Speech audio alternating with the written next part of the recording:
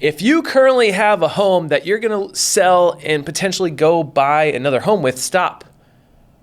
And in this video, I want to think of something else. Think of an alternative way of viewing what I should do. Because the common route that most people will go is to sell the current house that they have and then go buy a new one and take that equity and roll it into their next house, which is fine. There's nothing wrong with that. But in this video, I wanted to touch on retaining that house and turning it into an investment property and all the pros and cons that go along with that. Because guys, I've been doing this for a long time, and the biggest regret that I see with individuals is wishing they never sold the last house or the last two houses. Heck, I have a real estate agent in the office right now. She's sold over the past 15 years. She's bought and sold her own home. She's 10 times. She regrets it. She would have, if she just kept a handful of those homes, she'd have a net worth about $4 million more than she does now. So I come from a place of watching regret. And if you know me, I don't like living in regret. I like taking risks and jumping in opportunity. But this isn't a huge risk if you actually rationalize it. This is what I call organic investing.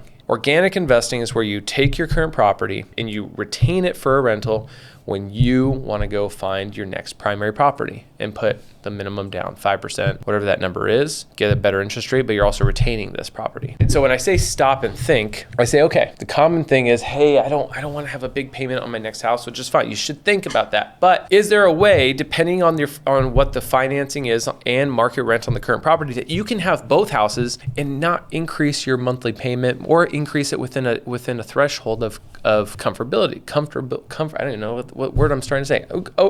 A nice comfort level for you. And I'll give you a real life example. I had a client who had her first house. She's owned it for 7 years, and she was initially thinking about, okay, I'm going to buy that house and I'm going to take that equity and go into the next house. My payment will be, not too much different than what I'm paying currently. And I said, wait, hold on. Talk to yourself like the you 20 years from now would be talking to you today. And the reason I say that is because the common thought process of our parents is you buy a house, you stay in it for 30 years, and that's what it is.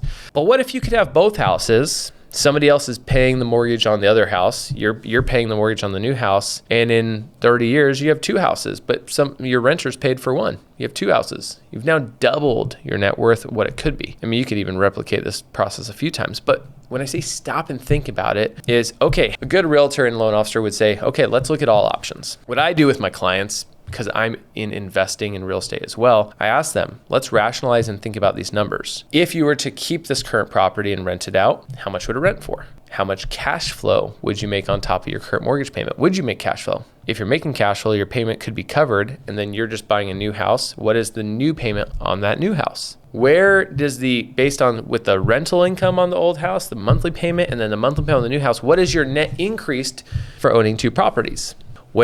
On the example I was given before, on that client, the net increase to own two properties once factoring in the rental income on one was about $1,000 a month. I asked the question of, okay, to own two properties, your net increase on monthly expenditure was $1,000 a month.